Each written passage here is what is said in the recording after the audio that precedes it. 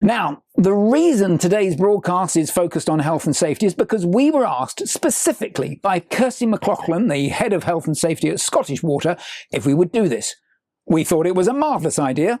And a quick side note that if any of you have ideas for future themes, please share them. Now, as Kirsty mentioned it to us, the obvious thing to do is to go straight to her first to hear what things she's been doing at Scottish Water. Kirsty joined Scottish Water in 2008 as a management trainee and has, over the subsequent 16 years, held a variety of leadership roles. She took on the role of Head of Health and Safety in February 2024, about a year ago. And here, she shares some of the things that they've been doing. Kirsty, wonderful for you to join us today. Thank you so much for taking the time to share your experiences within Scottish Water around health and safety. Now, you've been in the role for a year. Let's start by talking about Scottish Water's health and safety record. What does it look like? Thank you for having me, Pierce.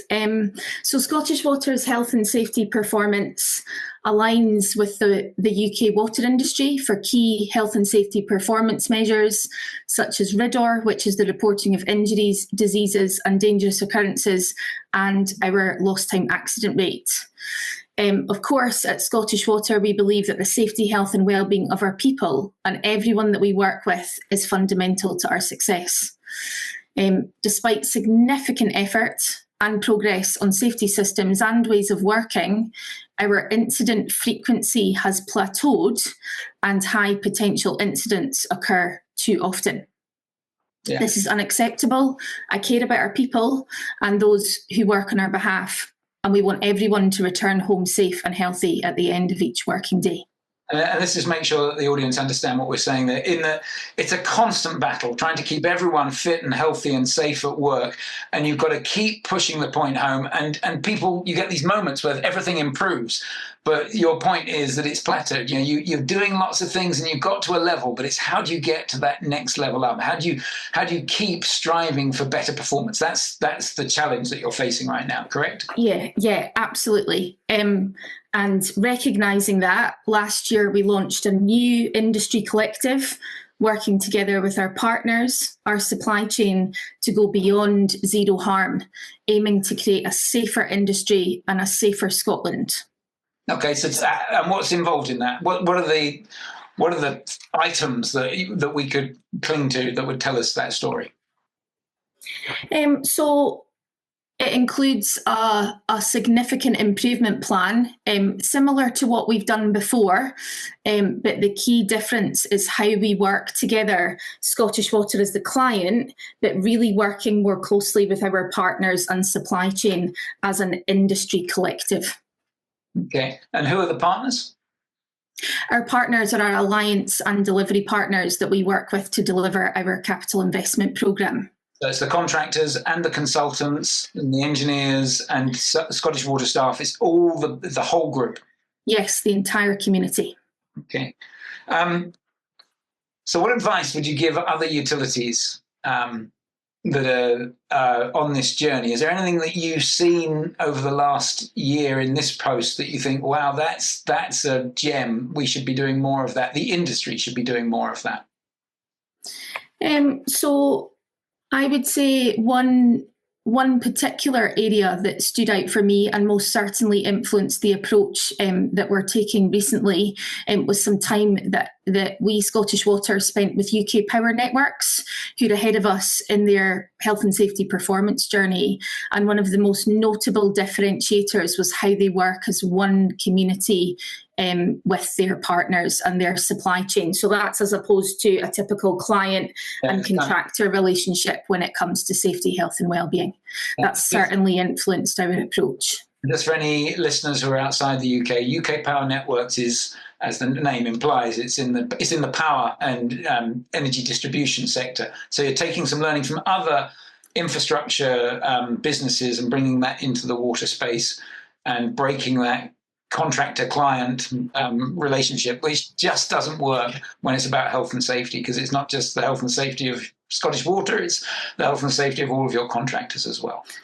Absolutely. And a really bold ambition and new approach for us, which means we're always looking to learn from other comparable companies that are ahead of us in their safety journey. I like that. Well, that leads to my next question, which is there any advice or help that you'd like from other utilities? Bearing in mind this goes out around the world, is there any things that you're like, I really don't know what's happening here, or any information that you'd like to hear from other utilities? One of the key dilemmas that we continually wrestle with is how can we create an environment where psychological safety is felt together with accountability, so that positively impacts how work gets done.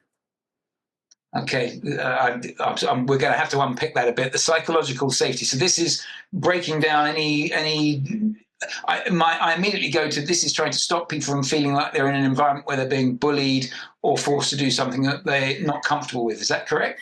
Yeah, so psychological safety for me is fostering a workplace culture where employees, but also going further than that, now, our partners in supply chain that we work with feel safe to express their ideas, their concerns and their mistakes without fear of negative consequences. Nice. It goes right to the heart of the values and vision of the organisation as well, doesn't it? That sort of thing. Brilliant. Is there, Kirsty, it's been wonderful to spend time with you. Is there anything else you want to share? Another area of help that we would be really keen to work with others on is what more can we do to create safer working environments for our people, whilst further embracing the use of technology. So bringing this to life a little bit more, for example, how could we do more to design out risk? So rather than putting people in high risk situations, for example, working in confined spaces, working at height, how can we do more at the beginning of our projects to consider what we can do to not put our people in that position? That is a great positioning statement for what's coming later in the broadcast, which are some technology showcases on some health and safety related technologies. Kirsty, thank you very much for your time. It's been wonderful to speak with you. I wish you the very best. Thanks for having me. Now, after that recording, I spoke to Kirsty and she shared details of some of the other initiatives that Scottish Water had done prior to her taking on the role. She'd been reticent to share them in case it looked like she was taking credit, but they're so important that I think you need to hear about them. And there are 3 initiatives in particular that are worth raising. The first one is fatigue management. Now, as we all know, it's become common practice within many utilities to work extremely long, unsociable hours. Arguably, running a 24/7 business providing a critical public service demands this. But in 2020, Scottish Water recognised the impact that fatigue was having on performance, slowing reaction times and reducing attention. So they implemented an employee fatigue app that conducts fatigue assessments. They believe they were the first water company in Europe to use this, and encouragingly, employee feedback's been very positive. The second initiative they did was they launched a digital dynamic risk assessment called Take 5.